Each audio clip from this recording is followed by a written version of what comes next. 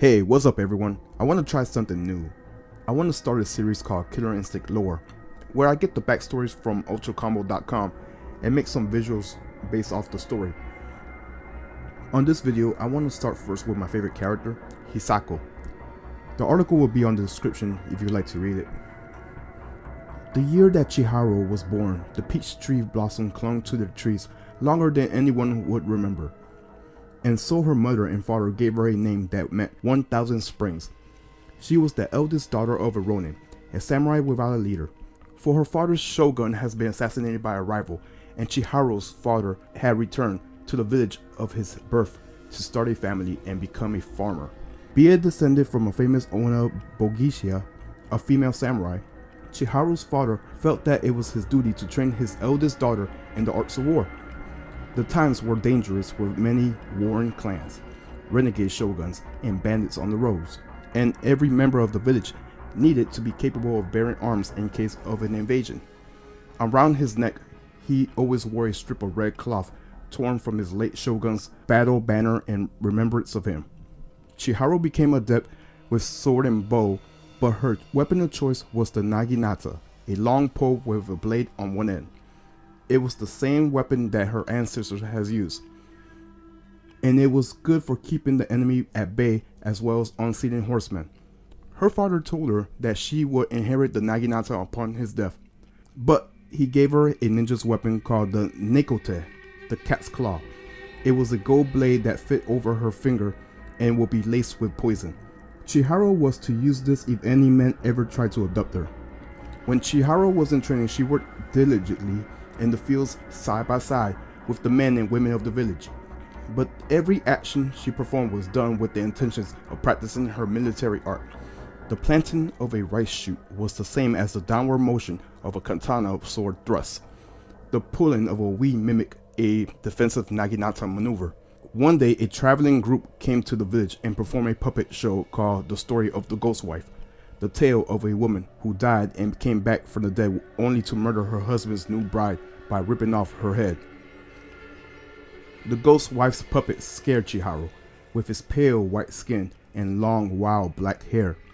For years afterwards, she had nightmares about it. When she was about to turn 19, a young aristocrat passed by the village on horseback. He saw Chihiro fetching water from the river and instantly wanted her, teasing her about her mud-caked feet. He tossed a beaded prayer bracelet on the ground and mockingly asked her to marry him, but Chihiro laughed in his face. She wanted to be a samurai, not somebody's housekeeper, especially not for a prissy-looking oaf like him.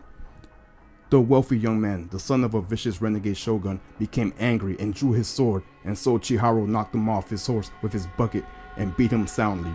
The humiliated man jumped on the mount and rode away from the village in the shame, and Chihiro continued her training with renewed vigor. She wore the prayer breeze bracelet to remind herself to never marry a fool. Chihiro often practiced in the bamboo forest near the village, cutting down the thick stalks with her katana. A week after her 19th birthday, with all the fruit tree blossoms had fallen and covered the ground like a white carpet, she was trained in this spot where she caught her kimono on a sharp piece of bamboo. She ripped off the entire bottom part of the kimono so that she wouldn't trip on it, and continued until twilight, when she became aware that the air was thick with smoke. She sprinted out of the forest and across the fields towards the village. It was on fire, and there were armed horsemen everywhere. She reached into the folds of her robe and slipped on her poisoned cat's claw. As she got closer, she saw that the invaders had slain many of the villagers. Chihiro ran towards her house, turned a corner, and came face to face with a sight that made her knees buckle. Her mother, grandmother, and two siblings lay dead, piled on top of each other like butchered animals, their clothes slashed and their blood stained into the stones of the streets. And there was her father's corpse nearby. His head has been cut off, and the red strip of battle banner that he has always worn around his neck laid at her feet. She picked it up with a trembling hand. Chihiro's heart broke in that instant, and then it turned into a burning coal inside her breast. She grabbed her father's naginata, pulling it from his dead hands, then charged the horsemen, screaming at them, calling them cowards, and ripping them apart like a force of nature. Positioning herself between the warriors and some buildings where many of the village children were being held, she fought with inhuman endurance, slaying a dozen of the attackers before succumbing to her own wounds and collapsing on the ground. The last thing that she saw in this world was a young man's face grinning at her, the man whom she had spurned by the river. With her dying effort, she swiped her cat's claw across his cheek, and then she died with his screams of anguish echoing in her ears. But Chiharu had not passed in vain. Her act of bravery against overwhelming odds rallied the surviving villagers to fight back, and they drove the soldiers out of the village, shooting many of them dead with arrows as they fled. Once the fight was over, the people cremated Chiharu with her family, carefully removing the bones from ashes with chopsticks and placing them in clay urns. They built a shrine for her, to which they regularly made a small offering, burning incense and offering prayers to the brave spirit of the young woman who has saved them from being wiped out. Civil war ravaged the land for decades, but Chiharu's village endured. For centuries afterwards, local legends told of a mysterious spirit that guarded the ancient village against any intruder. The people who lived in the area called her Hisako, which meant everlasting child, because she always appeared in the shape of a teenage girl with muddy feet and a torn kimono. The artificial intelligence Arya, ever on the lookout for an opportunity to study and observe phenomenon outside of the normal human existence, couldn't resist the chance to meddle. Arya orchestrated the defiling of the shrine and ancient graves, causing the ghost of Hisako to return from her long rest in the astral plane.